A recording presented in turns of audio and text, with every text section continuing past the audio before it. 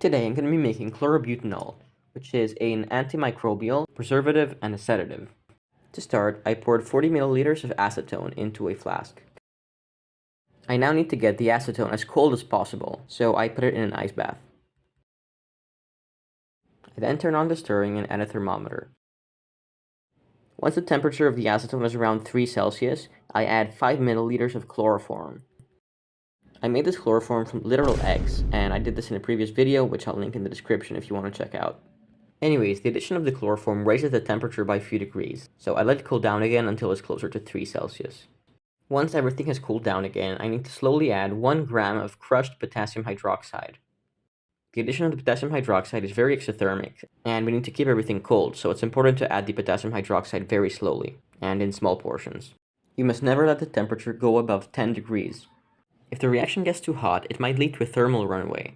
In addition to that, chloroform in the presence of a base slowly turns into phosgene, which is a war chemical, which we do not want. I keep slowly adding the potassium hydroxide until I added the whole 1 gram. The reaction going on is known as a base-catalyzed nucleophilic condensation.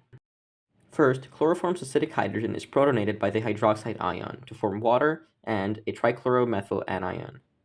This anion is extremely unstable and immediately reacts with acetone's carbonyl group, forming an intermediate. This intermediate is then protonated by the water that we formed in the previous step to regenerate the hydroxide ion and form chlorobutanol, which is dissolved in the excess acetone. The newly formed hydroxide ion then goes and deprotonates another chloroform molecule, repeating the process. As you can see, the reaction mixture has turned cloudy. This is not the chlorobutanol, and it's just very finely powdered potassium hydroxide. After stirring in the ice bath for 1 hour, I take the reaction flask out of the ice bath and filter off the potassium hydroxide to leave the clear solution. As you can see, the volume is a lot less than what we started with before, and this is just because a lot of the liquids reacted to form solids which remain dissolved and have a lower volume. I wash the flask and the filter with a bit of acetone to make sure we don't leave any product behind. We then need to boil off most of the excess acetone and any unreacted chloroform, and I do this by just heating it on a hot plate. Not long after, the acetone starts boiling, and I set up a fan off camera to speed up the evaporation. Once the volume reaches around 10 milliliters, I take it off the hot plate. I then quickly dump in 40 milliliters of freezing cold water. As you can see, we get a white precipitate. This is the chlorobutanol, and it's precipitating out as it's not soluble in water. I then stir it well, and I place it in a freezer for an hour to make sure all the chlorobutanol has precipitated. When I take it out of the freezer, it seems like there's a bit more crystals at the bottom.